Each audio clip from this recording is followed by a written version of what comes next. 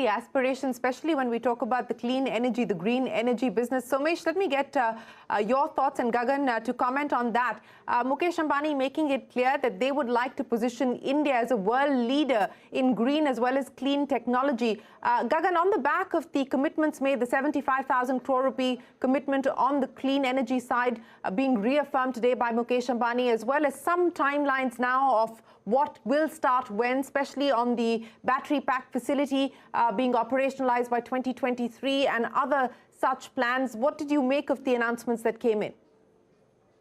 Thanks, Shireen. So, I think broadly speaking, to begin with, it's good to realize and understand that Reliance is making a play at each of the three sub-transitions that constitute the broader energy transition in India.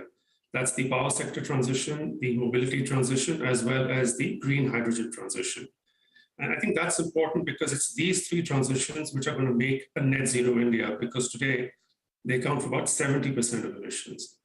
And on that topic of net zero, I just want to point out that we at CEW had conducted a study last year, we've actually written a study, where we actually estimated the investment requirement for India to achieve that net zero target by 2070.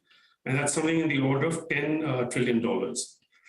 So if you average it out over the next 50 years, we're talking about a $200 billion equivalent each year in investment for those three transitions. And by the way, $200 billion is also just about where the market cap of Reliance is today. So we're talking about investment opportunity each year equivalent to Reliance's market cap.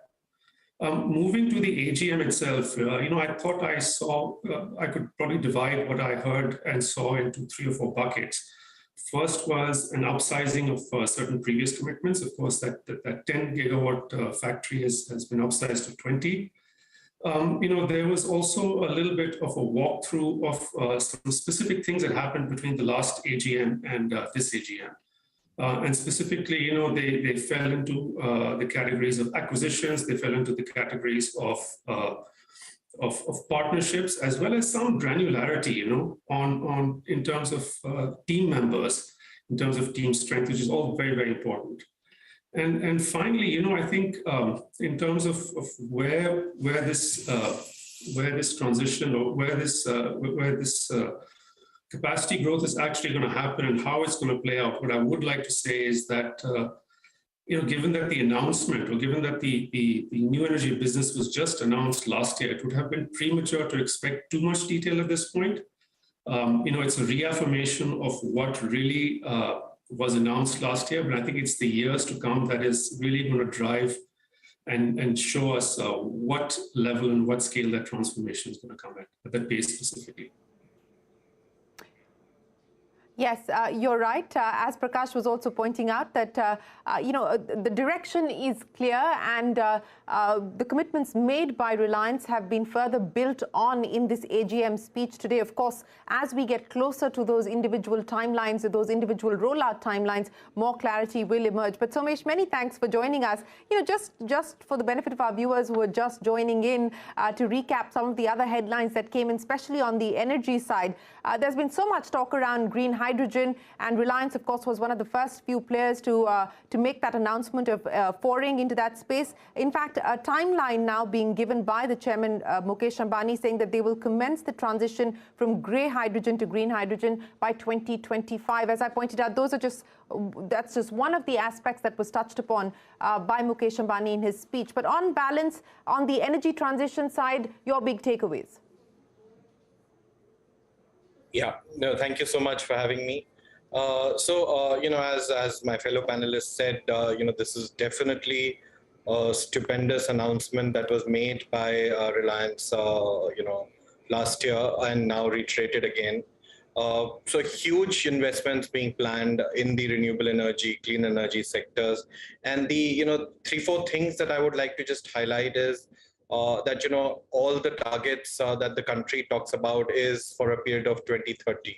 So I'm very glad to see that, we are setting up interim targets. We're talking about 2024, we're talking about 2025, 27. So, we have the timelines and the milestone charted out. We are expanding and then we are doubling capacity. We are setting up battery storage by 2025, so which is very good. The second thing which I really think is that the timing of the announcement is very, very appropriate. In case of certain equipment like the cells, modules, etc. for solar, we are still dependent on imports, and we saw that some of our neighboring countries took lead on that. But now, in terms of technologies like battery storage or green hydrogen, this is the time to actually make the most of it. This is the time to really get into it and plan the investment at the big scale that has been said. The third thing, which is of very great significance, is that a lot of these technologies are still very costly. For instance, the battery storage cost is still very high. Green hydrogen is also still not viable. But it's only announcements like these and real intent to work towards those at a scale that has been announced by Reliance and other players as well, that can drive the costs down and bring large-scale investments into this sector. So I think these announcements, given the size at which these have been announced, I think will drive the whole industry, will drive the whole ecosystem, and actually make sure that the costs come down, and also these are embedded into the system very well. And most of these capacities, as we see, are substantial. For instance, the battery storage, probably the country needs for round-the-clock power. It needs about 100 gigawatts of battery storage by 2030, and Reliance is already saying that it will set up 50 gigawatts of that. So a huge capacity which has been planned, and really, and for a fact, we know that since the time the announcements were made last year, there have been substantial steps taken to actually work towards these, bring them to fruition, which is very good. So we see a lot of credibility in the announcements as well. So all in all, a very, very positive move from my side.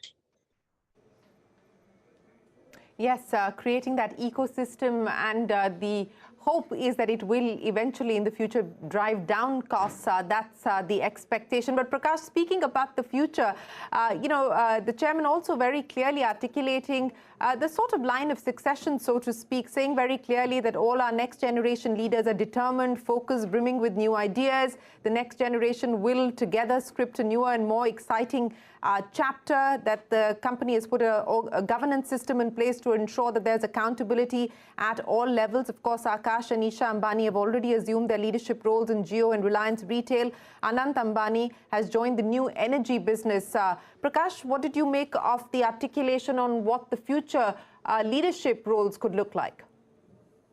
So, Shireen, you remember in the reaction that the market had when Akash Ambani was elevated to the chairmanship for the Jio business, and this was so positive because it takes away the element of doubt in terms of timelines, what's going to happen. I mean, Isha Ambani is already talking about introducing FMCG as a product line to the retail side, and that is dramatic in terms of what it can do to the entire texture of the business from a valuation perspective. If you're just a aggregator and you're selling in a marketplace, it's different. But if you have your own products which also get sold along the way, it becomes dramatically different. So what they're doing, the next gen is actually putting the building blocks which will see the organization grow into a very strong trajectory with the advantage of experience and wisdom from the seniors. I think it couldn't have been better in terms of timing. So I'm very convinced the new energy business, which is starting off the block, having somebody as young as Anant Ambani, it's going to be very well aligned. That's what I'm trying to say. And the beauty about this is that last few years, if you look at the hiring that's happened across Reliance, different verticals in Reliance Industries, it's actually been managers who are in probably the early 40s or even below 40. The whole idea is to give them time to develop into key decision makers for the future and aid this new generation to kind of back those ambitious plans. You need great teamwork, you need great wisdom, you need great energy. I mean, you've got all that if you get this succession plan in place, which has happened. So I think that articulation is the first key stepping stone towards also demerging some of the or spin-offs of some of these businesses globally.